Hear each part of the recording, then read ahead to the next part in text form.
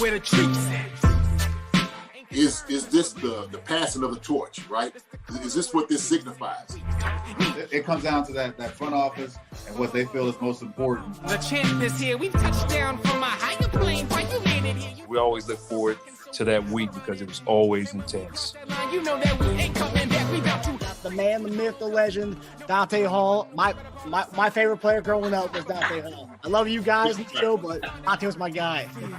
Get to dashing because you done on the warfare. Chief Concerns is presented by BetOnline and Olipop. Marcus Dash here from Chief Concerns, and ladies and gentlemen, it is that time of the year. It's football season, and you know what that means? It means it's time to get in on BetOnline. BetOnline is the world's most trusted betting platform and your number one source for everything football. BetOnline has every stat, every matchup, and even live odds and spreads to bet on during the games. Think you know your stuff? Get in on our $200,000 mega contest and pick 5 games against the spread every week for your chance at weekly prizes and a share of $200,000. When the game's over, head on over to our online casino and get in on a game of blackjack or poker or unwind with one of our 150 slot games. Head to the website today and get in on the action. Bet online. The game starts here. Come on, baby. Go. Go. Go. Go. Go. Go. Yes. That's a first down. That's a first down. That's a first down. This football season, I'll be putting down normal sodas like Coca-Cola for Olipop. Olipop offers a healthier alternative with its low sugar content and natural ingredients. Olipop is more than just a drink. It's a wellness companion that supports your digestive health.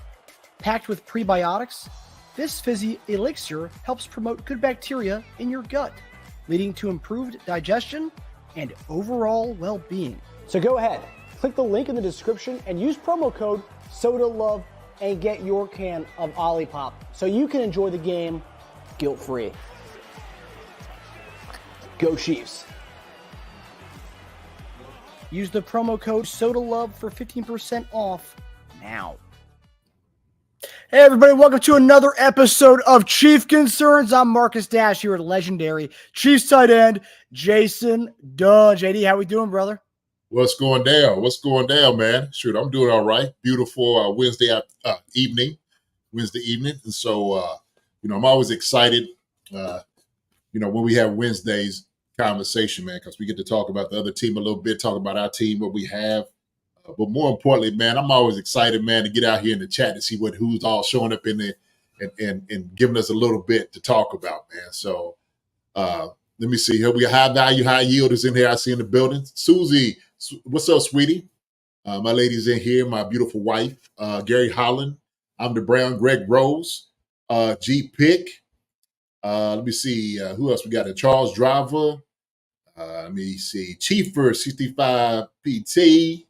Mike Brennan. Good to see you, Mike. Greg Rose.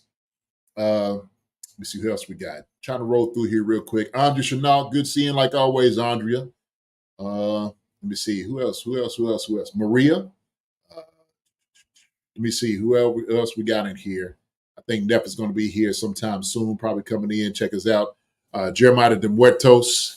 Like I said, Gary Holland, all those Martin Moore. Good seeing you all. And whoever else came in here, Bird, Neff, I knew he'd be on. I knew. Neff is going to be there. I know that. I love you, Neff. Always good seeing like always. I see you tomorrow. But this man, look, Lewis Cutbird. What's going on, man? How you doing, Lewis? Eating dinner? Hey, enjoy your meal. Enjoy us at the same time. So you can sit back, man, enjoy and watch what we're doing, listening to what we got to say. I know you have something to talk about, Lewis. You always bring something. Don Peterson, what's going down, man? Always good seeing you. Sarah 73, how you doing? Are you watching the Yankees too? Okay, good. So you keep us with a little updates on what's going on with the Yankees. Man, you see that? The dude taking the ball out of the hand of what's his name? I can't think of the Mookie Betts. Mookie, yeah. Can you believe that? It's crazy, man. Yo, crazy. That guy, those two dudes need to be banned from any sporting event in New York. I mean, because you imagine guys going to an NBA game and tripping an NBA player. That's the equivalent. I mean, even worse, that's like tackling an NBA player, to be quite honest. I mean, they could have really done something to his shoulder or his wrist. Yes, yes. So shoot, you can put him down, man. Probably for, to be honest with you, maybe a little bit of assault because they ripping his arm, hand. They pulling him up. I mean, he's trying to turn around. I was just like, yo, that is crazy. Banned for absolutely for sure. Yeah. But heck, these jokers need to be fined something. I don't know, man. It's just not. It's not good. It's not cool doing those things like that at all. Optimistic James in here. Good to see you as well. Albert Brown said Marcus got that collar popping like it's 1965. Hey. Fonzie, there you go. Hey, there you go. Henry Winkler, that we know he's a huge Chiefs fan. So Yes, he is.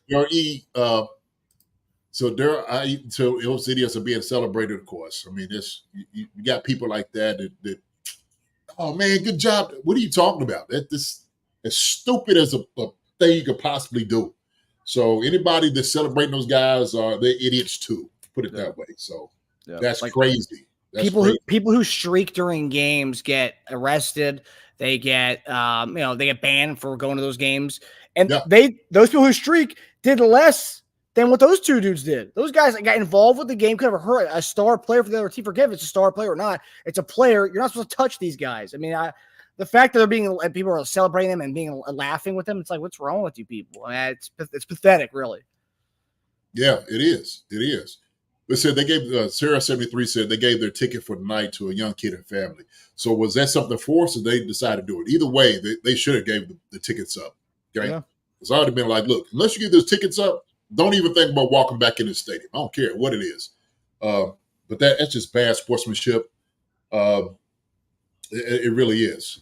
I think, man, that's ridiculous. Ridiculous, man. Yeah, that would be the equivalent of like, for example, Lambeau Leap or any team where the guy jumps in the crowd, where the crowd like takes him and tries like to give a guy a headlock or something, or keep the player in the crowd or something like that. That's what it was. Yeah. No, it is right. No, you jumping in here, we're gonna twist your shoulder, your arm, try to hurt you, throw you out. Like, look, and I get that, but as far as, man, that was ridiculous. That was ridiculous. Seriously. So. And now those guys are going to be celebrated, probably given a contract to work at Barstool Sports or something like that. I guarantee some crazy stuff's going to happen with those two guys. They're going to be celebrated. They're going to be cult heroes for a little bit in the New York world. Hunter Brown said, "Hey, I win the Mega Million. You might see me streak at the Chiefs game." Hey, there you go. I don't see that. No, we won't see that, Hunter Brown. Hey, you hit the Mega Millions, man. You can pay somebody to do it for you. That's true. That's true. So yeah, JD played at the worst. The vet, the worst. Man, jokers weren't playing up there, man. That's for sure. I remember just sitting over there at the, during the game, and you can look up in the stands. You can see the fights going on and people swinging at each other. So it was a battlefield up there at the vet. That's for daggone sure. They weren't playing around, man. Playing around. So yeah, he remembers that. Neff was up there with me all during that time. So it's crazy. I mean, Optimistic James, I forget what the play was. It was a foul ball. I mean, these guys shouldn't be touching. They shouldn't be touching the players like that. I mean, it's one thing to try to catch the ball or or as a fan doing that. That's fine, whatever. But touching the players, that's a little too much. I've never seen anyone grab a player like that and try to rip his glove off too. That's crazy. Yeah. I don't mind you touching players. I don't think it's out of bounds doing that. But like in the way that they did it, yeah. I mean, that could be considered assault, man, because they pulling his glove, they ripping it out of his hand. Like the other guy got, Mookie's, he got his arm. Like, oh, that's a little bit too much. That's a little bit too much. So, way too much. You a fan, man, enjoy the game, have a good time. But as far as, man, if you talk a little smack, a little noise and all of that, man. But as far as, for a guy that's out here, and making a play, shoot, that right there is out of bounds, right? It's just something that you just shouldn't do. And I'll say this, being you guys mentioned the vet, being a 76ers fan, Philadelphia fans get a bad rap. if that, this is just the day, the ways that media works, right? People are celebrating these guys on ESPN, they're laughing about it. But if that was Philadelphia, that would not be no laughing matter, JD. They would say, "Oh, Philadelphia's worse. What do you expect? It's what we get with Philadelphia." But New Yorkers do it. It's like, oh, that's funny. Like, it's no, it should be celebrated anywhere. Yeah, no, it shouldn't be. And to be honest with you, if you're the home team, you're like, hey, man, like, we're better than that up here in New York. Those people don't represent us, and that's the way it should be. Newt, look at Newt. Newt don't walk back in here. Have some class. What up, Newt? What's going on, man? Huh? Hey, man, we ain't seen you well, Newt. It's good to see you, brother. Good to see you. So I'm glad you ain't here. Have some good talks tonight. But yeah, Don Peterson, feet were off the ground, man. Crazy. Could have broken his wrist. Definitely could have broken his wrist. Definitely could have. So, like I said, man, those jokers could have been put up for assault. Seriously. On a guy, like that. Man, if I were there, I might have swung up there at him. Hey, man, get up off me. You know what I mean? No doubt. They should immediately at that moment remove them from, and I don't know if they did or not. Like, as soon as they see that play, you see it on video, security should have went down and removed them. So if they did, I'm not sure about that or not. I just seen the little thing when they ripped it out. But I didn't know as far as if there's any type of consequences to that type of behavior. Well, some of the comments said they got banned, but I think earlier there was no punishment to them yet. Like as of I was watching like the sports shows right around 11 a.m. this morning. I don't think there's anything yet, but maybe there's something came out right before the game tonight. Sarah 73 said they did. Okay, good. They should have been removed immediately. Immediately. Yeah. So, JD, obviously, we're going to get to the preview in this Tampa Bay game on Monday night in this episode. But, JD, we have I'm going to take a moment here to wish you and Susan a happy anniversary, man. Oh, well, thank you. Thank you, sir. I appreciate that so much. I think Sweetie is on here. So I want to absolutely wish my beautiful, lovely wife happy anniversary. It was yesterday, man. So we enjoyed it. That's my beautiful Puerto Rican queen. And so from the island of Puerto Rico, moved to Blue Springs in Missouri, right there, not too far from KC. So yeah, that's my baby. That's my baby right there, man. And look, I'm gonna say this because there's the whole thing is coming up with this whole saying things about Puerto Rico and the island and stuff like that, which is absolutely ridiculous and disrespectful. Okay. My sweetie's from there, family's from there, but nothing but beautiful people. And I get it, somebody's trying to shoot a joke or whatever, man, but some jokes ain't funny, especially when you're talking about people. I get, if you want to be like this type of dude saying silly stuff, it's ridiculous. So, I just want to say that there, beautiful people, beautiful places, but that's my baby, man. I love her. And I love the island of Puerto Rico and the people from there. Villa Boricua. So, yeah, that's my baby. It's my baby. So, sometimes I forget how huge JD is. Oh, yeah, I'm a big dude, Mike. So, So we, for us, man, if y'all don't know anything about us here on this channel, we always about positive vibes. We always talking about, being better people in every respect, every atmosphere that we live in. Okay, and that's why we come and we love you all fully about who we are. I'm a man of faith. I'm a Christian through and through. My thing is, as somebody, I always been representative of my faith fully. And so the thing is, man, when I hear things, we should call things out immediately. We should call it out. Because the thing is, sometimes when it don't touch us, people don't say anything. But the thing is, even if it doesn't touch you, you hear things that's wrong, man, you should say something about it. I think it's our responsibility toward one another. I don't care if somebody's shooting a joke or not. My thing is, some jokes can go too far.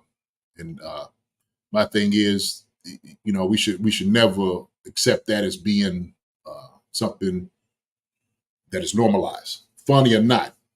It's crazy. So, man.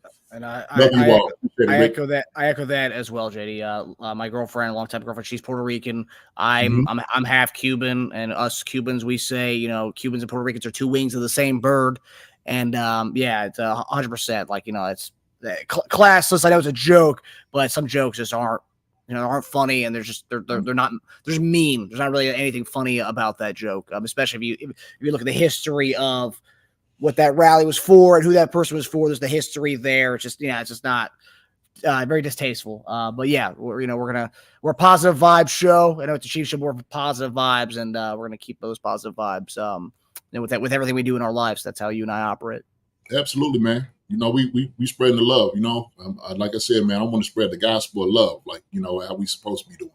And so I want to be good to my neighbor, and good to my enemy, if that's what people call it. But my brothers and sisters and everybody here, on this planet this time, I'm going to be good to them. So, so with that being said, man, hey, my baby, happy anniversary, sweetie, happy anniversary. And my nephew, if you see him on here saying word, he was my best man for the wedding, and so that was a special thing for having him out there to see me through this beautiful occasion.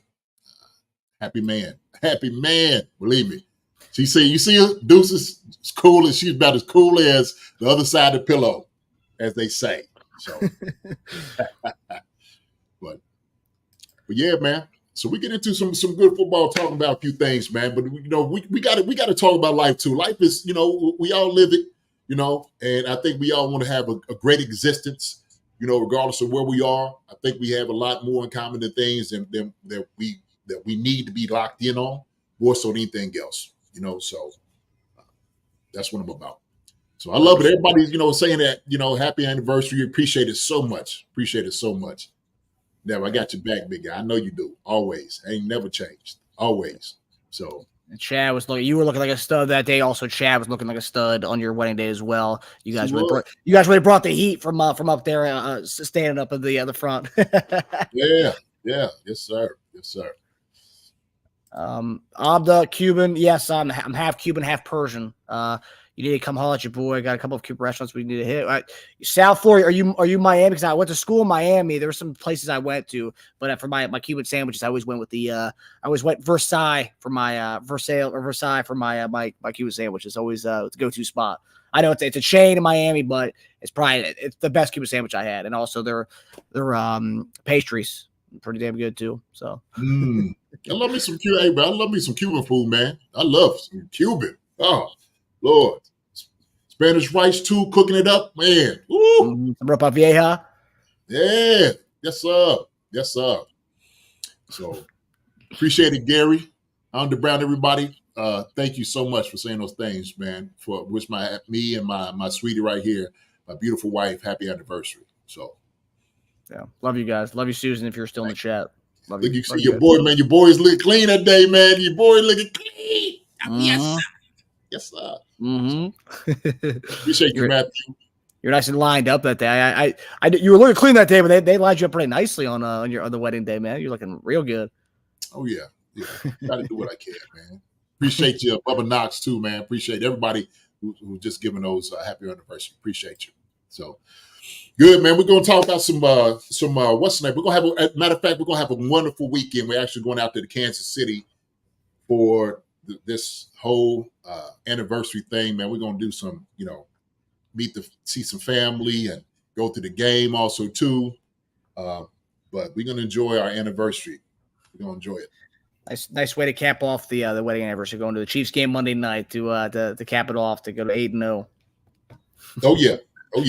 So. I do want to make a comment out. I don't know if you guys see the lower third here. It says, help us spread the word for our podcast, leaving us a 5-star review on Apple Podcasts.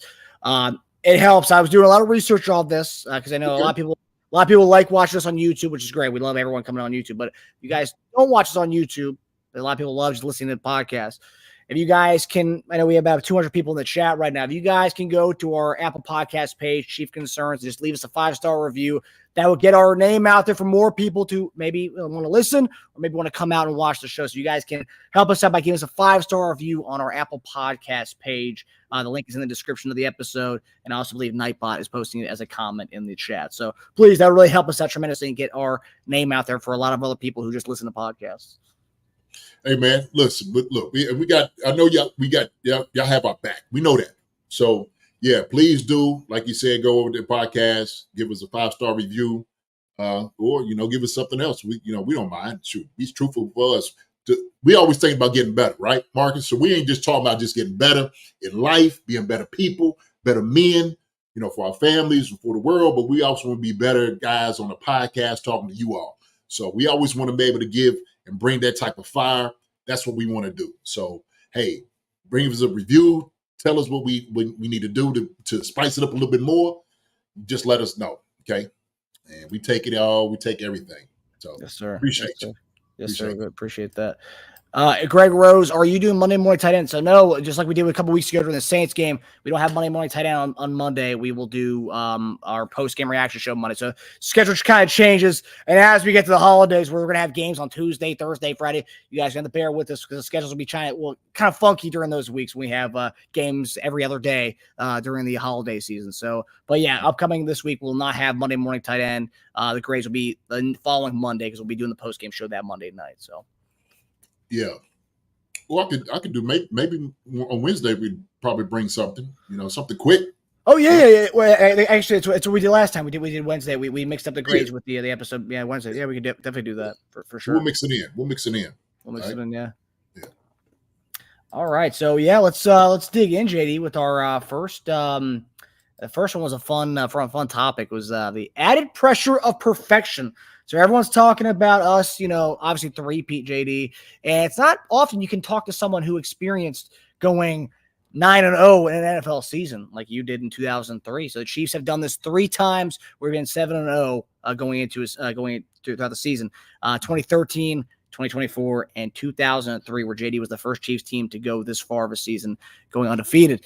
But JD, obviously we know three-peat, the number one thing on our mind. It's been the number one thing on Pat's mind since we won back-to-back last year. First comment, one of the mic'd up comments you hear is, I want 3 of these things. So it's like, okay, well, there you go. But right now we're currently training towards an undefeated season. Now, obviously we got week by week, but you went 7-0, JD, and obviously the question is, you always hear like, oh man, can they go perfect? Can they get perfect? That's always the thing. Can the team be perfect? Last team right now to do it. And I want to know, and a lot of people have been wanting to know what goes through the mind in a locker room when a team is getting to this point where it's like, obviously you go 2-0, 3-0. That's been done a million times. But you go 7-0, that's where you're like trending towards something historic potentially.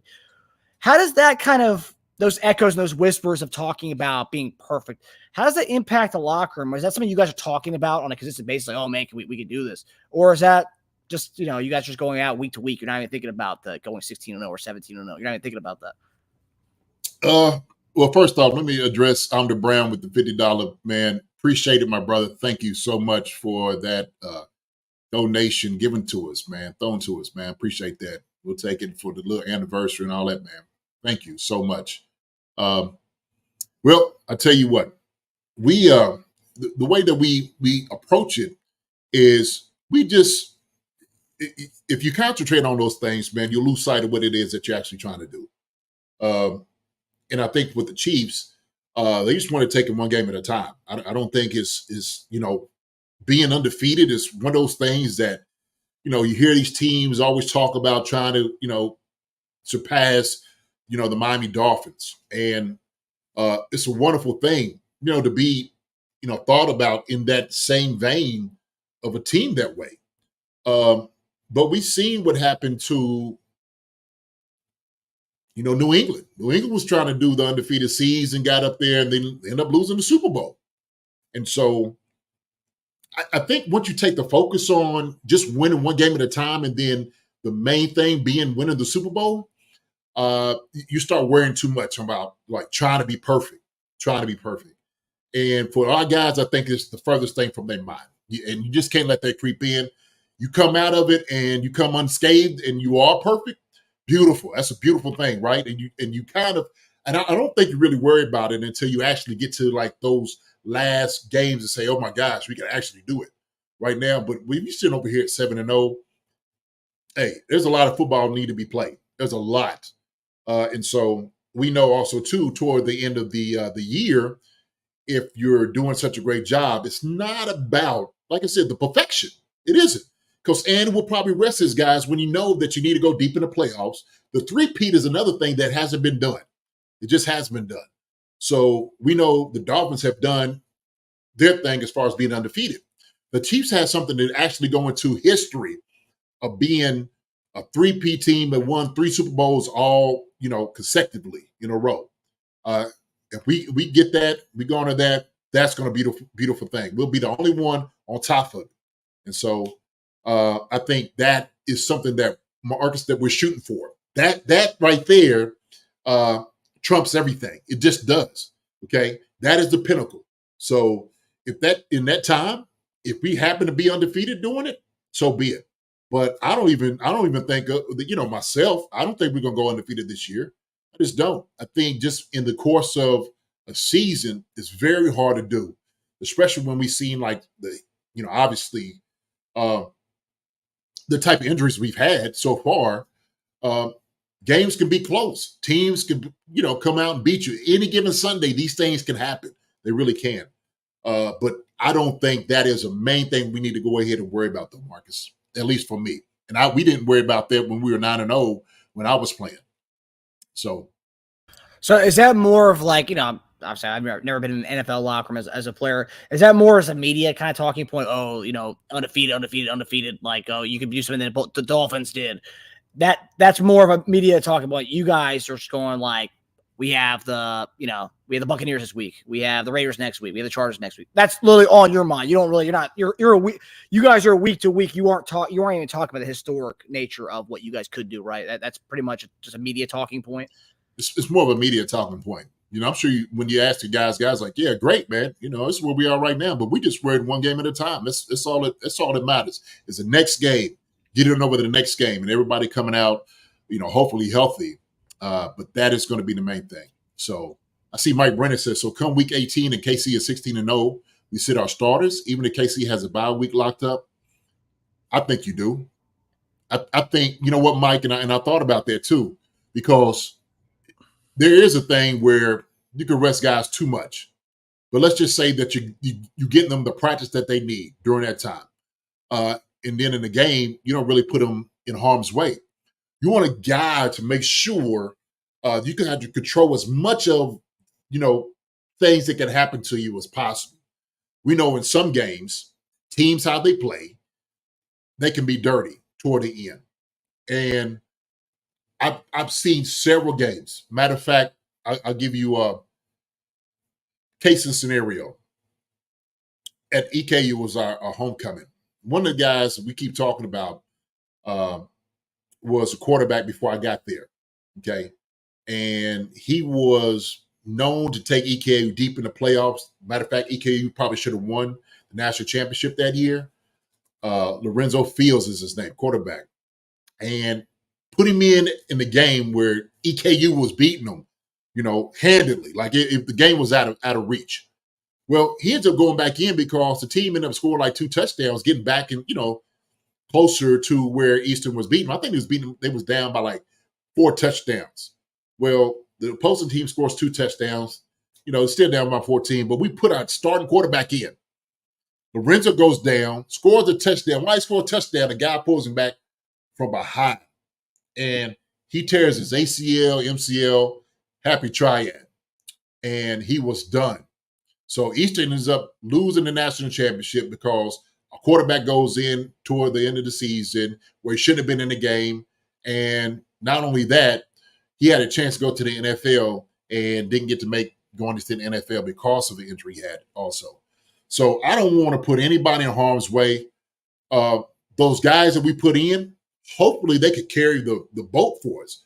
Hopefully they'd be able to, sit there and say, well, shoot, if we need to play, all the backup wide receivers or the defensive ends or corners and whatnot, those guys can handle it. I'm going to put my money on Carson to do the things he can do. I think he can do that. So I just don't feel like putting guys out there, especially if in a position where they could possibly get hurt. I want to give them as much rest as possible. So for that, you sit them down for that week. The very next week, you get them back practicing, get their legs back going for where they need to go. Practice them hard, okay? Practice them hard, but take away the hits, and then you come in the game, man, and then you just go from there. So I think that's how you handle it, Mike. That's my assessment of it. So I will say, 'cause I remember that season, the Patriots season, when they went undefeated, a regular season they went undefeated. They played Giants week 17 of that season. They didn't. That was a meaningless game for them, but that was a really great game because we saw the Giants gave a good fight for that game, and then obviously we saw the rematch a couple weeks later in the Super Bowl. But they played everybody that game. They wanted the capture that, and I don't know the details behind it. I'm sure it was kind of like a team vote kind of thing. Because Belichick doesn't care about that stuff. Belichick just wants to win the Super Bowl. He doesn't really care about any of those regular season games. But as far as I guess Don Peterson, is that something that a team would do? For example, like I mean, you had plenty of buys during your career. Would that be a thing where, like, for Meal or coach with, hey guys, like, do you guys want to play a little bit of this game? Some of you guys may need incentive or bonuses to hit certain contractual things. Would coach leave it up to the players, the team captains, to kind of like ask the guys about that kind of stuff? If this becomes a thing where we are undefeated going to that last week of the season, I think so. And I think it all depends. It's all situational, right? So if a guy sitting over there is a head coach, like Chris Jones, right? He needed to get his bonus. And so Andy was like, look, you only got this last series for you to make it happen. You don't make it this last series, man, you're going to sit down, right? And so Chris had to make it happen, and he did. But certain ones, you just got to know, like, look, I'm going to protect you from yourself. And sometimes they take coaches to pull guys back, like, look, man, there's no reason for you to go in. Same thing with Travis, was talking about last year, trying to get, I guess what it was, 100 catches or whatever, or 1,000 yards. That was it, 1,000 yards consecutively. And Travis was like, hey, man, if I get it, I get it. If I don't, so be it, whatever. And he was fine with it. He was fine with it because sometimes it's just not about the accolades and whatnot. Incentives, sure, especially if they're doable at the time. If some had to deal with playing incentive, maybe. Get a guy maybe one snap so he can get it. Like if you had to play all games for an incentive to get $100,000 or whatever it may be, sure, we put you in for one snap. Bring your tail back. Get on the sideline. I don't want to hear no more else about it. Have a seat. Let them young bucks play or whoever else. They let them on their stripes too because they get paid as well. They get paid as well. And so Broncos is the last game of the season. Marcus, is that who it is? So yeah, I believe so. Man, we could beat the Broncos. We could beat with our other guys. And so you usually employ guys because they're good enough. They're in the NFL.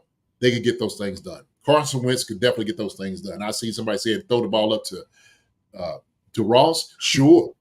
Absolutely. Sure. Why not? Yeah. I will say the only thing I'd be concerned about is the reserves, the O-line reserves. That'd be the one thing I'd be scared about, getting Carson Wentz killed back there with the other reserves. Mm-hmm. That's the one thing I'd be kind of concerned about. Because I mean, we've seen it before. Backup QBs, very, very important, especially in the playoffs. We've seen it. Henny came ahead and make a few, big comebacks for us as our quarterback when Pat's gone down. So God forbid anything happens to Carson Wentz behind the reserves offensive line, because that'd be something I'd be scared about. If that were the case. Mm-hmm. Absolutely. So. But yeah, so I guess week to week. So the undefeated stuff, I've seen so many people talking about that. And I was like, the perfect person to ask that question to is a guy who went 9-0 in the NFL. Obviously you guys lost to Cincinnati that heartbreak of a game. As a Chief fan, I was heartbroken. I'm sure everybody in the chat was heartbroken for that game. Losing to Chad Johnson, cocky old Chad, and then I'm sure you guys were okay.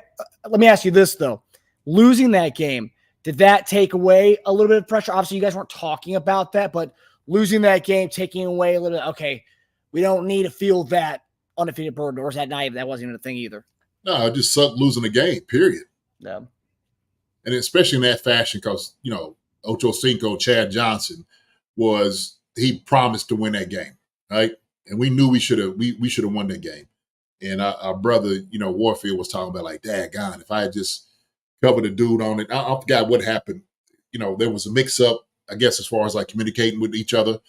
As far as who they were supposed to cover is a reason they scored a touchdown. But we were just pissed because we lost the game. Yeah. Especially in the way, obviously Chad Johnson making comments before the game. It's like, okay, that's the kind of stuff right there. It's like, oh man, like, and he promised it, and then he ends up doing it. Ugh. Rough. Yeah. All right, so now we're gonna head. The chat is buzzing right now with questions. I love it. But go ahead, Marcus. I want to ask yours. I'm gonna talk to these up here too. But go ahead. Well, I've seen Gary Holland ask this question a little while ago. I was like, "Don't worry, Gary. We got you coming up here, buddy."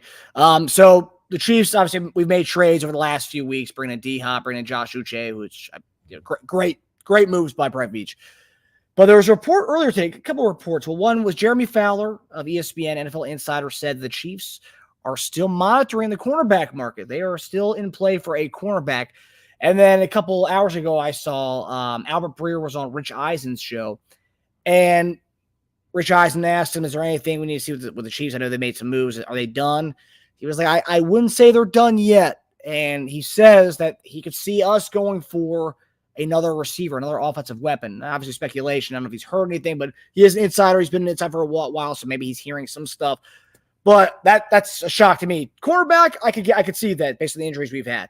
But receiver, I feel like we're good with the D-Hop thing. And that, obviously, everything we heard a couple weeks ago was that that was the last move we were going to make for receiver was the D-Hop thing. But I mean, if that happens, then I'll take another weapon. But JD, when you hear all this stuff, obviously Brett Veach is going all in for this 3P, making sure we're shored up at all these positions. Of all positions that we're talking about cornerback, we're talking potentially another receiver. Is it smart for Brett Veach to target cornerback instead of other positions potentially? Because I'm hearing some Chief fans want us to go get another left tackle. They want us to bring in Donovan Smith. They want to sign a Donovan Smith or Bakhtiari or trade for another left tackle. Are you, of the positions that we potentially could go after, where do you stand on that? My own opinion here with this, I think the Chiefs probably should seriously look into maybe a corner. Would be my preference more so than anything else. Like you said, I wouldn't mind, getting somebody else. And here's the thing. You don't get a guy that's just not going to be a guy. You got to get a guy who's going to be, that other player for you. As far as wide receiver, if they decide to do it, I don't know. There's a lot of reports that come out, a lot of whispers, and hey, man, this is who the Chiefs are looking for. Me personally, if it's JD, mine would be corner. And if you decided that you wanted to address the tackle situation, maybe Donovan Smith. I don't think getting a backup tackle somewhere on the team or somebody like I don't buy that whatsoever. I said this before, and I've been on record, is I like Wanye. I trust Wanye. I trust Wanye to get things done as he needed to. This was going to be one of his hardest games that he had to deal with because of the type of pass rush that they was able to generate.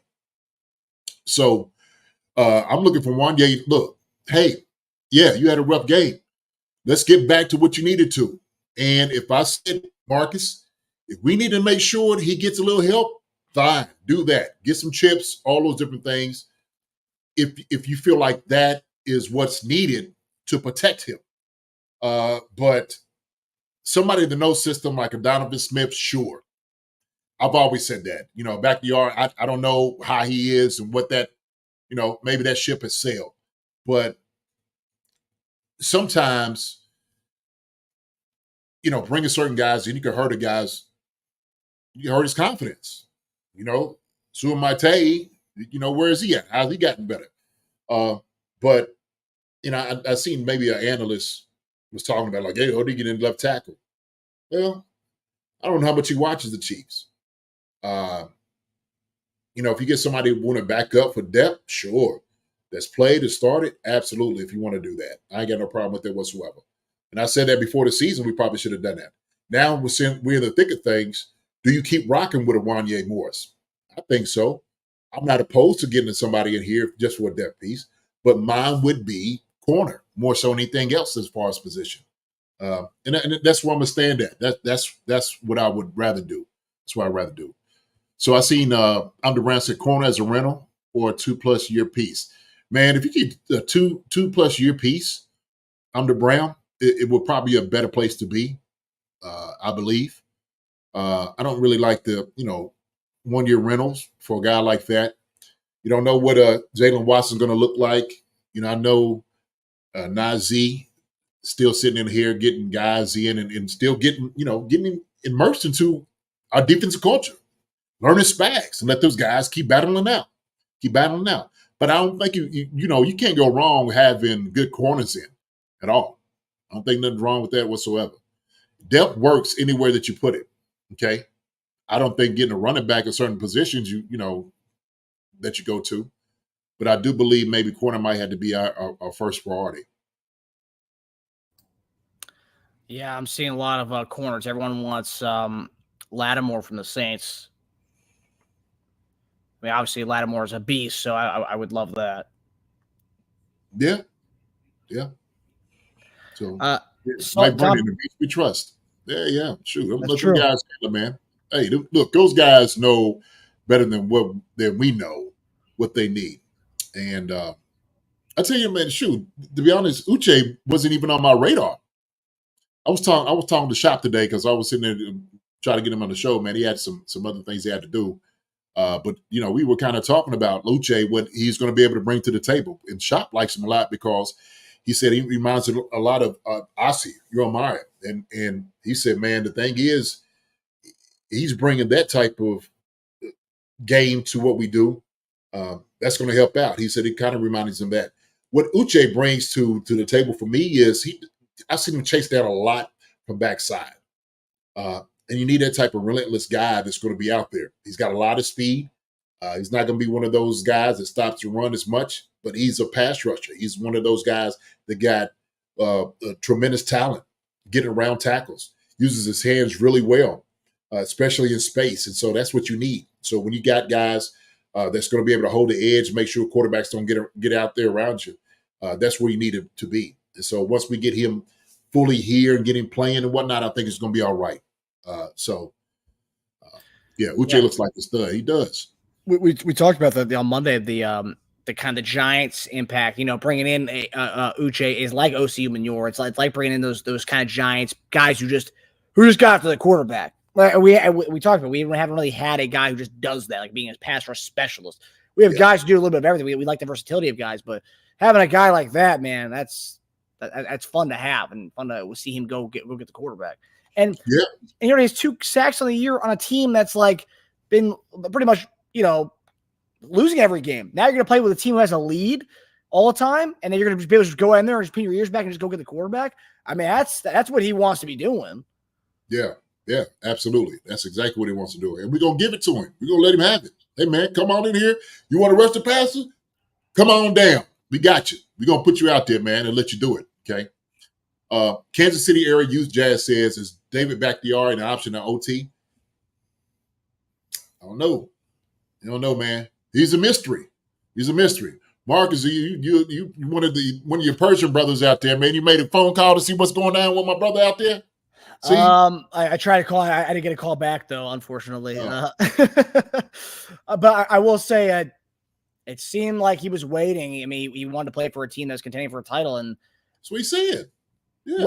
When it goes further along like this, JD, I know like you talk about how like veterans like want to avoid training camp and whatnot, but when we're getting to like week 8, week 9 of the season, is that kind of past like? Are we kind of past that expiration date on that guy coming in? Not doing training camp and also 2 months of the season, that seems like it's kind of far out for a lineman, right? Well, for a guy with his type of experience, if he's in shape, you could get him working in shape for a lineman in about 2 to 3 weeks, okay?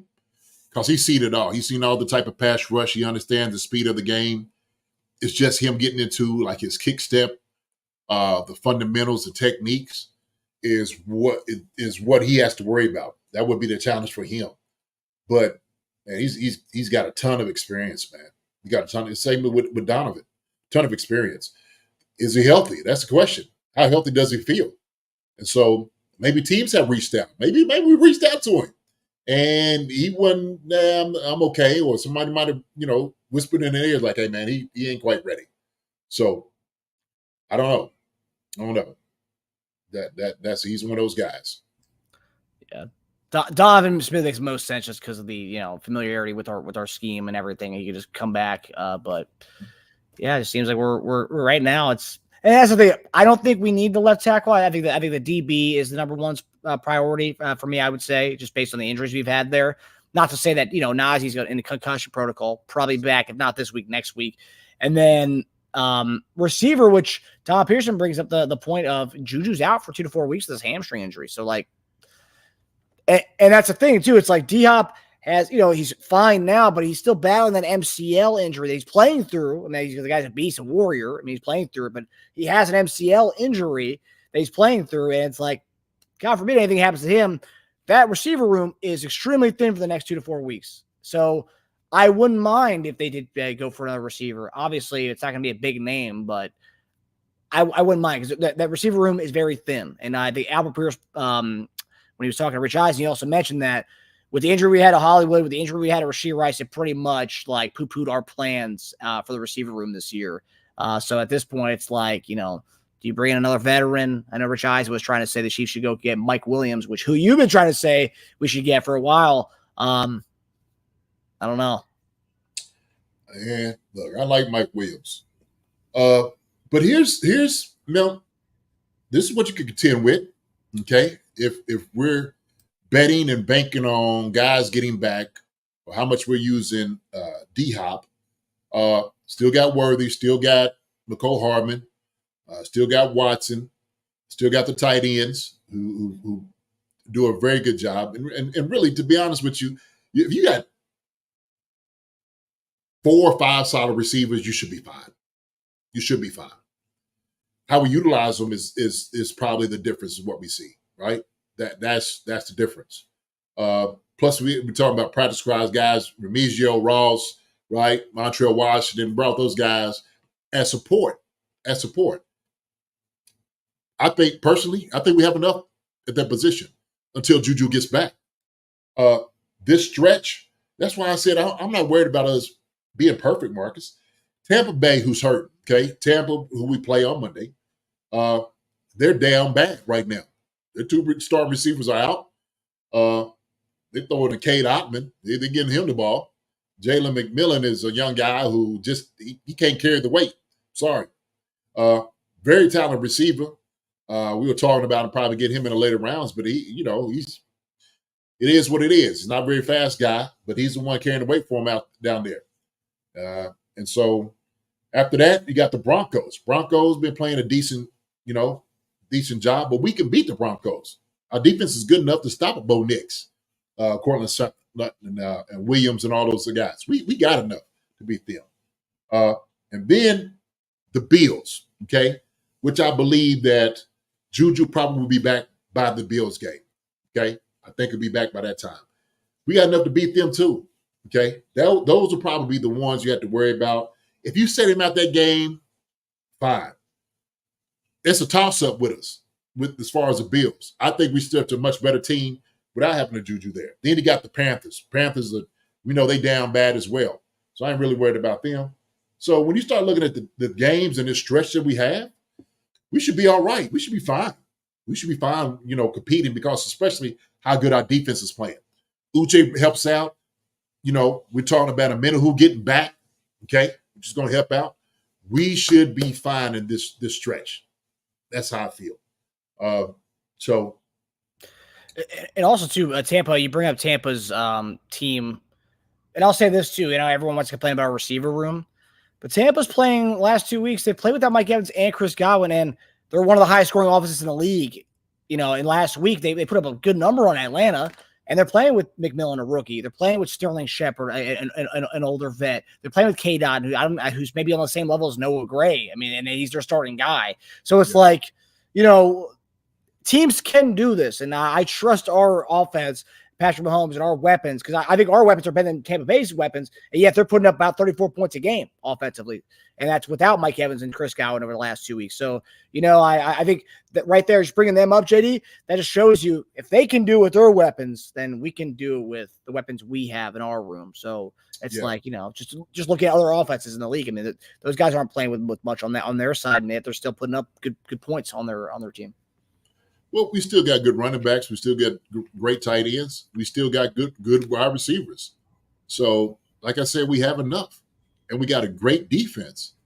So, G-Pick says Tampa Bay should be an easy game, but KC better not overlook them. We ain't overlooking anybody, G-Pick, and I agree with you. I don't think those guys are going into the game to overlook them. We understand any given Sunday, we don't overlook anybody. I don't care who they are. And so the same thing with the Panthers, whoever else that we had to play against. We understand that turnovers and not getting the right things will get you beat in this league. Everybody's getting paid to win. So that's what it will be. But we will not overlook these guys. I can guarantee you that. So New said, you need O-line, dude. Jason, a quarterback can't pass on your back. No, he cannot. But what we can do is give the O-line, the tackle, some help. If we're thinking that the problem is the left tackle, give him help. It's easy to do. We'll find a way to get it done. Wanye has enough good reps in him. He's a good enough tackle to get those things done, especially these next few weeks. So I'm not worried about that whatsoever. If they weren't able to get through with San Fran, he did a good job with them. Vegas, obviously, we gave up something on that. We didn't want to. But you got to go into the game knowing we're going to give him a little help, whether he likes it or not. Chip. So, but like I said, man, I trust those guys to know exactly how they feel about the tackle situation, the corner situation, the wide receiver situation. We could talk about it all day, man. But I do believe, for my own opinion, where I stand, it is about the corner. Yeah, I'd agree. Jalen Watson, I didn't think we talked about this year. We didn't know who's going to step up in the cornerback 2 spot, and he really, man, he dominated. It's unfortunate to see his season end so early, but he really dominated, man. Oh yeah.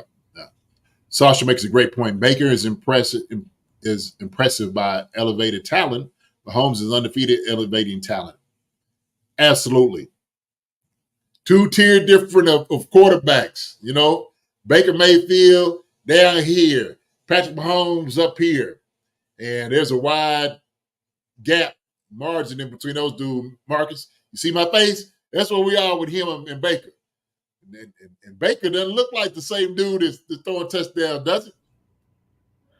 I mean, he looked decent last week. I know he's impressing. They're not winning games. I mean, we'll get into the other half of their team with their defense. But I mean, their offense looks phenomenal this year. I mean, I don't think they're going to do much against our defense next week. But I mean, offensively, that's not the offense is not their issue on that team. It's their defense, which is the killer for them, and which is surprising because going into the year they were supposed to have a really good defense with Todd Bowles, Levante David, Winfield Jr., and it just hasn't worked out for them so far this year. So we're about to get to that. Well, we do that, man. We knock out Bucky Irvin and Rashad White and those guys, and that changes things. Get the ball, yep. he'll throw it up to us. Hope to get a couple of picks. I think somebody said it earlier. They say that we think Marcus is Baker Mayfield. What did they say? They said at the very beginning.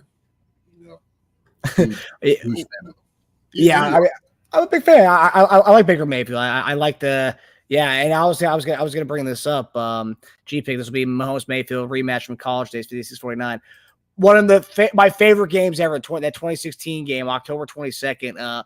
Mayfield, I'm looking at the stats here. Mayfield, 545 yards passing, 7 touchdowns. Mahomes, 734 yards passing, 5 touchdowns, 1 pick through the air. I believe he had a couple, I think 2 touchdowns rushing as well. Amazing game. But the defenses, I will say Baker's defense right now is kind of similar to what the defense he had back then. But Mahomes' defense is nowhere near what he had in college. I mean, they're shutting stuff down, whereas his Texas Tech team couldn't stop a nosebleed. Yeah, Baker didn't put that many points up on us, man. It ain't going to happen. It just ain't going to happen. We ain't going to allow it to happen. So, He's over. He's going to have to do some more. I guess he had some Zen packs on the sideline. They seen him take. Yeah, I didn't really like that look, but it's all right. He had to relax himself after seeing Chris Godwin's injury, which I'm sure seeing your guy go down is not easy to watch. Yeah, a little tough, man. So now we're gonna get to the Tampa Bay side. We kind of hinted at the Tampa Bay defense. But Todd Bowles, some of you may not know, but Todd Bowles is part of the Andy Reid coaching tree. It's another guy that Andy Reid, had as his guy in Philadelphia for a little bit. But another week, another primetime game for our Chiefs. This is our last Monday night game of the year.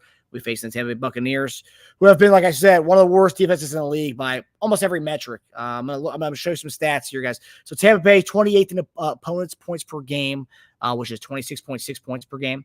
30th in yards per game, allowing 387 yards per game. 29th in yards per play, allowing 6 yards per play. And 27th in opponent touchdowns per game, which is 3. On top of that, they are abysmal at getting off the field on fourth down, coming in at 29th in fourth down percentage, 72.22%. That's terrible. I mean, teams are just converting almost every fourth down against them. During the Bucs' current 1-3 stretch over the last 4 weeks, Bucs are the highest scoring team in the NFL, 138 points, about 34.5 per game, but still not enough to overcome the defensive problems. No other teams in the top 19 in average scoring weeks 5 through 8 have a losing record in that span. So they're scoring at a ridiculous rate, but they just can't stop anybody, so they have a losing record in this 4-week span, which is just insane. But JD, obviously, Todd Bowles, great defensive mind. We've seen him, with proofs of the pudding. If you look at his past in New York and in the early days in Tampa. But could this be the game where we kind of, break out of our offensive slump, where we actually see, this is the team that everyone's been waiting for. This is the moments we've been used to seeing. Could this be the week we actually see some of this fireworks on Monday night? Shoot, I don't know. I don't know about that. I think we just keep trucking the way that we are, and that means just getting better every single week. We've been doing that. Patrick's been doing that, and having D-Hop here has added on to that firepower as well. We keep riding on Kareem Hunt, keep riding on Steele and P. Ryan in the backfield. We keep riding on Travis Kelce and Noah Gray, and we keep riding on right now D-Hop, Hardman, and Worthy, and Justin Watson. And he did a good job last game. So he's going back home to where it all started. He's going to get a little revenge, so we got to feed him the ball too. The reason, and let's give you some context as far as like what they've been, how many points they've been scoring. The reason is because of Evans and because of Godwin. So they don't have those two guys. They don't. And that's a huge blow to what they do offensively. Huge blow. What I do know is the Chiefs do a great job stopping the run. They have 2 solid running backs, okay? Rashad White, okay, and Bucky Irvin. And we got to stop those guys too. They do a good job capturing the ball out the backfield, and we have something for it as well. Cade Otman has been the guy for Baker this last game. I think he catch like almost 10 balls or something. He caught a lot of balls last week. But that might be the game plan. But they're not going to score anywhere where they've been scoring the weeks before. It's just reality. It's not. And in Arrowhead too. So he ain't seen anything like this as far as playing a team that has a whole field advantage. There in Arrowhead Stadium, GEHA field, it's gonna be a whole different dynamic, man. It's a whole different dynamic, Marcus. So look, I get you a Baker fan. To me personally, not a fan of him. Never really have been. A Baker, his cockiness and arrogance kind of rubbed me the wrong way. And I can speak, my nephew, we talk about like, that guy. So whatever. But hey, I think it's going to be a good contest for us to go out offensively. I think we just need to go ahead and just keep churning butter. That's it. So for us, keep getting better. Don't worry about what they do. Always worry about what we're doing. And I've said that from the very beginning, Marcus. We can't worry about what the team does. We just got to be worried about our stuff. That's what we got to worry about. As long as we keep our focus on what we're doing, keeping turnovers to a minimum, no turnovers, like I said, and get the running game going and passing game, we're going to be fine. So, yeah, that's how I feel about the whole situation with them. We got a comment from G-Pick. Mahomes went away from rushing the ball last week. He baited the defense in multiple times and then just dumped it right over the top for 10-yard gains. His rushing ability is changing how D's play us. What do you make of that, JD? He didn't actually go away from it. I think they forced him to throw the ball in his hand. They kept coming up. They were playing, cover 3, cover 2. They started doing that cover 2 man under. They understood, well, the way that you stop this team, come up there and get Mahomes from running for that first down. And so you could tell they concentrated on it. The good thing is, you watch P. Ryan, his savviness to keep going, get past the cover 2 corner that was sitting up there to get open. Patrick just threw it to him. Same thing with the Travis Kelce. Hey, where you need to be. Linebackers came up, when he's running middle field, ball, throw it to him. So our guys have a great feel as far as that, okay, how to get open. And that's what we're so good at. We see that D-Hop. D-Hop got open on that third down. Instead of running the full corner route, he just kind of curled up, got the ball to him. And Patty's like, hey, man, if you see a window that you're open, don't run to get covered up. Stay in that window, and I'll find you. I'll put the ball on you. And that's the greatest thing Pat does is once he extends the play with his legs, he'll find the open guy. He'll find the open man. So he makes you make a choice, okay? Either you come up and stop me or you stop the receiver. If you're going to stop the receiver and you start coming to him, then I'm going to hit you over the head with, running for the first down. You're going to get my little yards. So he is a master at doing those things, Now, Bowles, Todd, one thing that, they stopped us in the Super Bowl. If I want to go back to the Super Bowl game. But what is it that they did? Okay, they run the 2 deep safeties to make sure that our danger, which was, Hill at the time, wasn't going to beat us. Couldn't beat us deep. We were being hurt. Lost 2 linemen, starting linemen. Okay, come after it. Somebody said over here, right here, hey, if we could try to go get somebody else, Ronnie Morris is just as good as anybody else that we could bring in here. Somebody said that. I was like, man, that's a good point. That's a great point. I don't know who said that. But we going to be fine, man. we going to be fine. But as far as that, man, defensively, we're going to be able to hold them at bay. But, trying to stop Patrick from running, man, it's hard to do. It's tough to do. And they're probably potentially out with Levante David. He might not even play on Monday. He left the game early with an ankle injury. So forget about their offensive weapons. No Mike Evans, no Chris Godwin. And then also you don't have Levante David, who's like the captain of their team. He's been there forever. And he's been playing well, too, up until this point. And he gets hurt last week. So them not having a Levante David potentially, that could burn their defense even more so than how bad they've been playing. Yeah. You just prepare like he's going to play. That's how you do, Marcus, when you go in. Somebody said Sparkle Sports Card. Do you think Juju will play, man? No, I don't think he will play Monday. I don't think at all. Sparkle Sports Card. Juju needs his rest. He needs to get that hamstring. If you don't, it'll be a lingering thing to keep a guy out. So you just make sure that he's healthy. Don't bring him back sooner than he needs to. Okay, because we need a guy like Juju down the stretch. And adds on to what we do. So when you have a D-Hop and a Juju, even more dangerous than what they already are. So yeah, I can't wait to have Juju and D-Hop in the lineup with each other. Oh, man, come on, it's gonna be fun. Yeah, and think of all the nuggets, the goodness that Xavier Worthy is able to just smell and cook up and take in right now with those guys. I mean, this is right here. It's a masterclass of having a wide receiver right there in front of you. And Xavier Worthy, if he's paying attention to listen, everything, all the weapon knowledge that's coming to him, he's going to be that much better receiver. And I think we don't think about those things as well. The dangerousness of what Xavier Worthy can be in the next couple of games with obviously mentoring him like I'm sure D-Hop is doing, right? So. And also you add the fact that you have D-Hop, you have Juju, and then even Hollywood Brown, who's still in the building. So he's getting veterans like like you said, it's a masterclass. He's getting wide receiver NFL 101 every day when he's there. I mean, it's for a guy like him, I'm sure he's starstruck seeing all those guys in there too with D Hop and Juju. I mean, D Hop for many of us young bucks, D Hop was a top 5 guy for pretty much all our growing up from, especially for Xavier Worthy. So, oh yeah.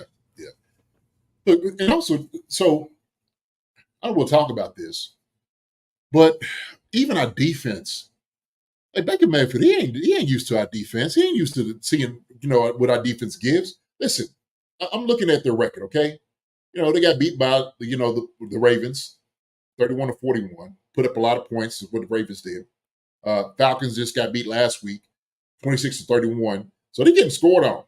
Okay, we're gonna keep them down from the scoring. Lost to the Falcons, lost to Denver. So we're not overlooking this team at all. We're not overlooking them. So we'll make sure that we're gonna take care of these guys handily like we should. We'll be fine. We'll be fine. Yeah, and one thing I will say about them, just because I have a lot of I have Mahomes and Baker in fantasy in all my leagues. I will say Tampa in the Baltimore game and in last week's game, they were playing until the end of that game. That their offense was still moving at the end of that game. So they're not like they're still bringing out everybody. They're not taking their guys out when they're down 2 possessions with 4 minutes left. They're keeping all their guys out in that game. So yeah, that's just our team is on a different level than Baltimore's and Atlanta's. So we'll be all right defensively, I think. We'll be fine. New said, I don't think fans take hamstrings seriously. If you never had a hamstring injury, especially for guys that run all day, like wide receivers, that's a big deal. It's a huge deal. Just looking at the wide receivers over the years, very talented. They got hamstring injuries, and they kept re-injuring and kept trying to come back. And it is something, man, that guys fight against. It's horrible. It's horrible because, Marcus, have you ever had a hamstring injury? Like once, but I was really young. But it was during football season though. Oh, you was probably young enough. You didn't even have hamstrings. Yeah, I played through. I was just sore behind my leg. I was like, "What is this, Ma?" And she was like, "Oh, it's your hamstring." I was like, "You're good. You can still play." Okay. Yeah, I told my son. I said, "Man, you ain't even old enough to have hamstrings." He's like, "Huh?" I'm like, "Yeah." So, I do believe, like Newt said, hamstring injuries can linger, and they're just there, and you feel like you're over it. And boom, you feel like, God, like it's still there. And like Juju was saying, like, man, I'm done. Like I'm finished. I'm done, man. I try to push off, and that sucker is just right there. It just doesn't feel right. It's a terrible thing, man. It could take a long time, especially what degree is your hamstring injured. So groin injuries are bad too, Newt. Absolutely. Very painful, Sarah 73 says. Absolutely. G Pix and Dash had turkey strings. Around that time, probably. Yeah, I was probably like, I was like 95-pound weight class, I think. In yeah. When you was younger, yeah. Yeah. Somebody Sasha said, "I feel great. Let me hit fourth gear." Boom, boom. That's where like a guitar string. Yeah. That's how that sucker feels. That's exactly how that sucker feels. We were playing a flag football game. Was it like 2 years ago? My center caught a pass, like an out route. He's running to the sideline. Jay, all of a sudden, he was he just falls down. And he's like, I'm done. I'm done. My hamstring. I'm done. I can't play anymore. That was it. And he just stood on the sideline for the rest of the game. Oh, well, I'll give you another one. A funny story. So last time I played softball, very last time, is we had our old high school baseball team out there. Guys, hey, come out and play. I'm like, okay, cool, no problem. I think it's when I just got out of the league. And, obviously we out there, swinging array, trying to run balls down. I'm playing center field. Well, went outside, trying to catch a fly ball. Okay. And he's running to go get it. He's trying to run it down. And I see that sucker, man. He pulled both hamstrings. I can see it right there. Boom, boom. And it looked like somebody shot him out of nowhere. He just fell like, oh, yeah. And I had to cover him. So I'm running to go get the ball. And I'm like laughing, I'm laughing and run, and I get it. I throw it in, and I remember after I was like, "That's it for me. I'm done." I watched my boy just pull both hamstrings out here, trying to run down a fly ball. And the same thing. I think the next game, I think I played first, and our shortstop, man, he's throwing balls like throwing them over. Man, they threw it over my head and stuff. I said, "Man, that's it. I'm done. I'm finished. This is the last time I'm playing with you guys." And that was it for me. Since then, I retired my glove. But it was the hamstrings that did it for me, Marcus. It was a hamstring. So like, me and my buddies have been talking about this over the last few years. Where like when we were like high school, like probably 24, we didn't have to stretch before anything. We could just go in cold turkey, didn't have to stretch or anything. It's over the last few years where and I'm like, I was a good athlete, but I wasn't NFL level like you. At what point for you guys in the NFL where it's like, oh, I have to stretch before I do anything, just because I'm sure you guys could just jump into anything. At what point, what was the age where you were like, yeah, I have to stretch before I go and do whatever activity it was, playing pickup basketball, whatever? Oh, shoot. I don't even know. I just started getting used to it, from playing. Coaching high school football. Was racing some of my guys that I was coaching. Of course, kids are talking noise to me. "Oh, Coach Dunn, you ain't as fast as us anymore," and stuff like that. So I'm just like, okay. Like these kids think they fast. Everybody, when you're in high school, everybody says they run a 4.3, 4.4, 4.5. I'm like, yeah, that ain't the real time. Okay. So after practice one day, I decided I'm gonna get on the line with these guys. Right? They learn up to run, and I learned to line up with them. They're like, "Oh, Coach Dunn." Pow, I jump out. I get out on them. I'm beating Marcus. Pow, hamstring. I'm like, oh. And I started kind of playing it off. The kids, we need to Coach Dunn. They had no idea I pulled my hamstring. I left. I didn't say bye to nobody. I just got off the field. I got in my car and I went home. And that was the first time I realized I wasn't in the NFL anymore, because I'm looking around for a trainer and all those different things. Nobody there to help me. So I think he asked him, said, "What did your boy do after, man, we still had to go to work. We had to go to work, man. Yo, we too old to be out here trying to run with these young kids or trying to be out there catching footballs and stuff." But that hamstring got me. And I realized right then and there, Marcus, I didn't touch the first toe. I didn't bend down to even stretch. I grabbed my ankle, none of that. And I realized then, JD, your old tail better get out there and get you some icy hot, some heat, stretch like you want to stretch, like you need to stretch, probably for about 15, 20 minutes. That's when I realized that. After that, man, done. Yeah, brother. I don't even know but I know I was coaching those kids. And that taught me a valuable lesson. You better get down and touch at least one toe. At least that. Yeah. Yeah, I have a pickup basketball thing last night. I was playing because I just go there, start shooting around, and like I was kind of late, so I just want to jump in and play. And I'm forgetting stuff. I'm like, oh shoot, I need to go stretch. I was like, nah, you got the first game. I'm gonna go stretch. I don't want to go play pickup basketball and then hurt my calf or hamstrings. Not by stretching before. It's like get to that point, you gotta do it. Otherwise, you're gonna hurt yourself big time. You got to do it, brother. Got to do it. G-Pick said JD got pork loins back there. Ain't no hammies. G-Pick G-Pick, you call these jokes, man. Oh my gosh. Yes, sir. I don't know what they are, but I tell you what. Now, once I got heated to stretch, I was good. But it is, man. You get over 30, you better start stretching. You better start making sure you get that stretch in. I don't care, because if not, you learn real quick. You ain't young no more. You ain't young no more. Yeah. About time. Never ever put icy hot above knee on inner thigh ever. Yeah, no. No inner thigh about time. Don't do that. Do not do that. That's a whole different problem when you do those things now, for sure. Now, appreciate it, Kevin Morris. Happy anniversary, JD. Appreciate you, brother. Thank you so much. But yeah, good stuff. So before we get to game picks, we got a question from King Mo. King Mo, what's up, brother? Hey guys, don't y'all hate hearing Paz getting carried by defense as much as I do? That's all I hear when the media talks about us. No, I don't really get upset because I know better. I see what Pat's been doing these past few weeks.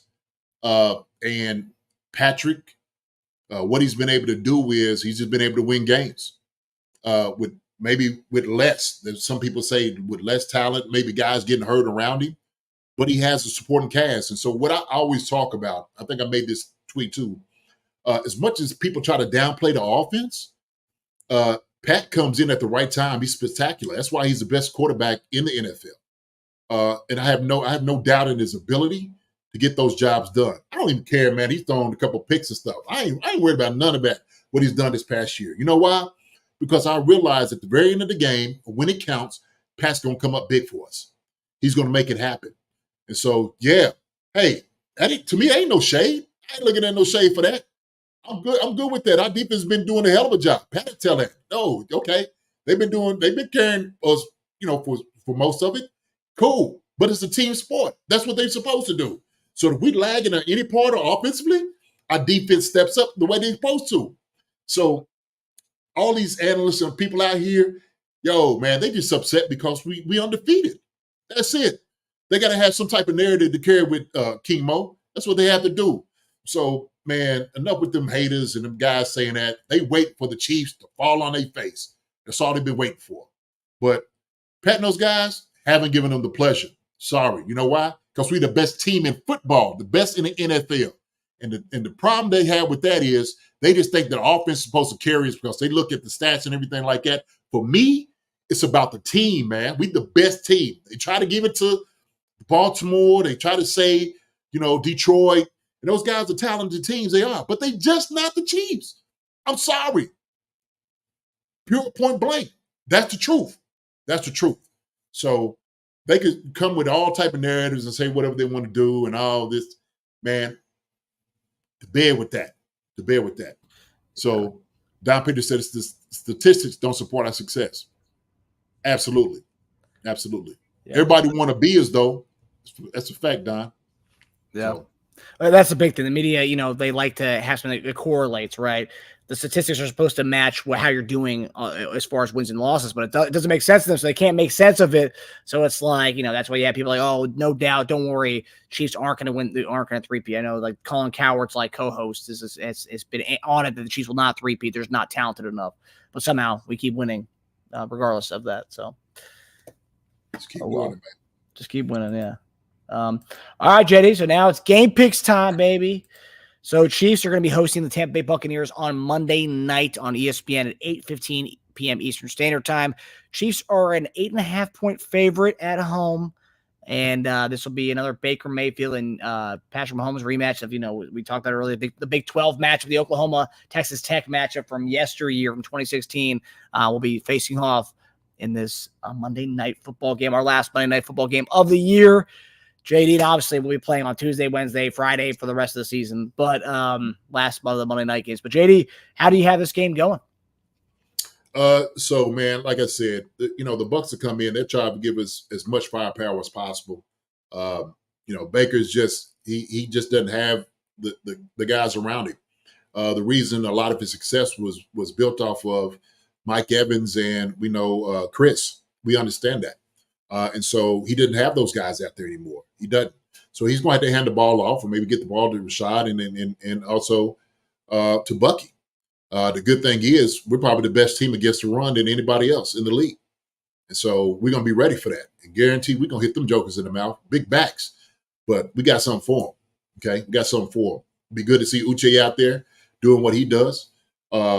So as far as stopping what they do offensively, I think we're going to show them a thing or two. On our side of it, offensively, I think we're going to do a good job against them. Defensively, they just being like they've been giving the points up, man. They've been giving the points up, and I don't think it's going to be any different for us. I think Kareem Hunt's going to have a good game. Carson Steele giving some balls. Pirine too. Tight end's going to have a good game. D-Hop's going to come in and catch some. I think everybody's going to eat. Worthy's going to get better. McCole Hardman, Justin Watson, I think all those guys are going to come in and contribute. And so I have this going, actually, Marcus, 34-17 is what I have. It's going to be somewhat of a high-scoring game, but I do believe the Chiefs are going to come in and, put it on them. Really do. It's going to be a high-scoring game this season. So 34-17, what I see. Yeah. they've allowed as far as passing yards per game, they've allowed the fourth most passing yards in the league per game, and then rushing. Okay, they probably around like a middle of the pack with rushing, but still they're not a good defense whatsoever. You're slightly below what you said. You said 34-17? 34-17, yeah. Okay, so you got the over then. The total points for this game is 46.5. So this would be the first time we break 30 in a while. What is it? The total points is what? 46.5. Okay. I thought you said 36. I'm like, huh? Yeah, no way. All right. I think they feel a big time Patrick Mahomes game this week based on the lines I've seen for this game. Yeah. So Mike is not questioning. We're saying we breaking 30 this week. It'd be the first time in a while. Breaking 30, Mike. This is going to be the game, man. Breaking 30. I think we're going to have a great game. Okay, coming into the month of November, still going to have a beautiful night in Kansas City, lights shining, Monday Night Football. I'll tell you what, if this right here doesn't put everybody on notice, I don't know what will. We end up being 8-0. What else is everybody going to say? Chemo, right? We were talking about it. Andre said the same thing, man. Everybody, they just big mad at us. That's what they are. They big mad at us, okay? But you're going to have to give us our due. I'm sorry. That's the way it is. So if you don't recognize us, then fine. So what? Okay? We still going to be out there. We're still the champs. Okay? We're still going to be undefeated. And we're just going to keep moving along the way we're moving along, Marcus. We ain't worried about everybody else. All we're worried about is what we need to take care of. We're worried about the Chiefs and what we do. What's in their locker room, what Kansas City and that city wants, okay, and the fans are giving out there. Other than that, we good to go. We good to go, okay? So that's the way I look at it. Yeah, Sparkle Sports Car, they do. They keep saying the Ravens and the Lions are better now, but they got it wrong. They got it wrong. They know they're not. We put the Ravens to bed the very first game of the season. Sit them suckers packing. And so, hey, we know I'm not taking away from very talented teams, but they're not us. They're not us, okay? So we just got to keep showing it, keep showing up, keep winning. We're going to be fine. Yeah. Kendrick Lamar says it best, man. They're not like us. And they're not, baby. You keep bringing somebody to us, and no, we keep defying all of it. I think the Buffalo game is going to be the one game if we do lose that game because, Josh Allen is the king of beating us in the regular season, but as far as the postseason, that's yet to happen. Yeah, man. You know what? They shouldn't even bring Josh Allen's name up with Patrick Mahomes ever right now. No. Okay. Till that sucker does anything, which is going to be for quite some time because Patrick is still in the league. I don't want to hear anything they have to say up here with Buffalo. So They couldn't get it done with Diggs and Davis and all those guys. Hey, man. Shoot. Good luck. I know. Good luck. It's interesting. You go from Diggs and Davis now to Keon Coleman and Amari Cooper. That's a downgrade. You get rid of Diggs and then you still try to go get another receiver, and it's a downgrade. Downgrade. I have no idea what they was doing all season, but when they decided to get rid of them two dudes, I'm like, oh my goodness. I thought Curtis Samuel was going to be able to give him something. Hadn't really came out, and then we go get a first round in Keon Coleman. And really, he started playing a little bit these past couple of weeks, but it's been rough. Somebody's like, how come? Who was I talking to today? And we were talking about Allen not throwing picks. I said the part of the reason is ain't nobody open. They can't get open, so he ain't even throwing the ball to him. That's why. So he just takes off running. So here you go, Neff. Packers fans are better. They are. I like Packers fans. I do. But they ain't sniffed a championship since Lombardi was out there. So that's the one thing that Rodgers can hold his hat on is the one championship he has up there. Yeah. The media talks about him like he has like 5 of them, but he only has 1 of them. Oh, Nicolas Cage stand in. So funny. But no, Green Bay's very talented. We better hope Love him stay healthy. That's my Super Bowl prediction, JD. Chiefs over the Packers. Really? Yeah, I placed that for preseason. I probably should have waited because once Love got hurt, the Packers odds went down big time. I was like, oh man, but that was every year I do a preseason prediction. That was mine this past year. Well, I told Neff, I said, Neff, you know, I told you this. I said, I don't even know if y'all gonna win y'all division up there. So it's a tough one up there. It's a tough one. That's gonna be a good game between them. I think the Packers got the Lions, don't they? So we'll see. We'll see. I think they got them this week. Do they? If I'm not mistaken. Yeah, you're right. They do. All right. Yeah, that'll be a good game. Yeah, I'd say that division play. I think that's the first of two this year. So yeah. Yeah. Under Brown said, "Happy 80th birthday, Coach Dick Vermeil." Coach Vermeil's 88. Oh, I'm going to reach out to him then. I'm going to reach out. It's always good to hear from Coach. Talking to him. We'll get him back on the show, Marcus. I'm down. I always love that. Yeah, always love that. Get him back on here. So, all right, everybody. That brings us to the end of the show. If you guys missed the beginning of the show, I just want to point it out again. Definitely help us spread the word by going to our Apple Podcast and reviewing. Give us a 5-star review on Apple Podcast. And with the way Apple works, if you do reviews, it'll get us out to more people who maybe have not heard of us or not seen our show yet, and maybe there'll be new members of the YouTube channel. But definitely subscribe and give us or definitely give us a 5-star review on there to just get the word out and help us out. yes, sir. Go and show us some love. Go show them some love. So, hey, listen. Hey, we appreciate you. Thank you so much for all the happy anniversaries for me and my beautiful wife, Susan. Thank you for, listening to us, just kind of me run my mouth. I know Marcus kind of listens a little bit, but you guys have always, y'all the best, y'all the greatest. Like I said, man, we got a full support for my sweetie, man, and her island where she comes from, and the beautiful people out there in Puerto Rico, the beautiful people out here where y'all come see us. And so, listen, hey, we love each and every one of you. Each and every one of you. Okay. Thank you for your support. But us, we full in sharing our love with one another. Okay. That's why we love y'all. We treat y'all like family because you are to us. So Don Peterson, appreciate you, Sarah 73.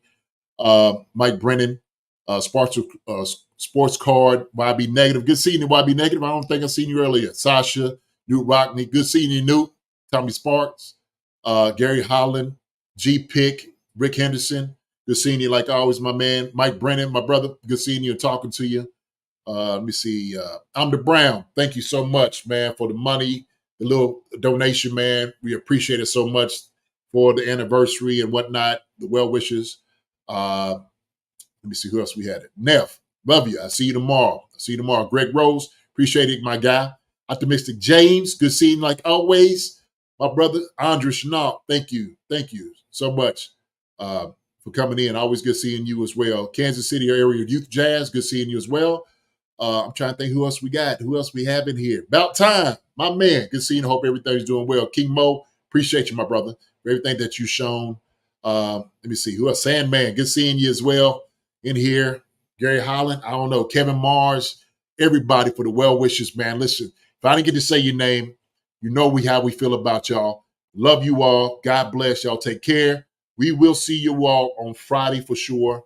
Marcus, see you on Friday. Zachariah Smith, seeing you out here. Doing Meritos, I remember seeing you here as well. Y'all take care. God bless. We'll see you once more, man. Marcus, love you, my brother. Thank you so much. Love you too, man. Y'all be good. And I'll see you guys Friday night for our betting show and JD's Keys to Victory, a favorite segment of the week. We'll see you guys Friday night. Take care of my hamstrings. That's the number one key to victory right there. Yes, sir. All right. We'll see y'all. See everybody. Hi, everybody. Thanks for watching. Subscribe here to get the latest from the show. Also, be sure to check out the best clips from Chief Concerns. And if you prefer to listen to the show, subscribe and follow us on Apple Podcasts, Spotify, and anywhere else you get your podcasts.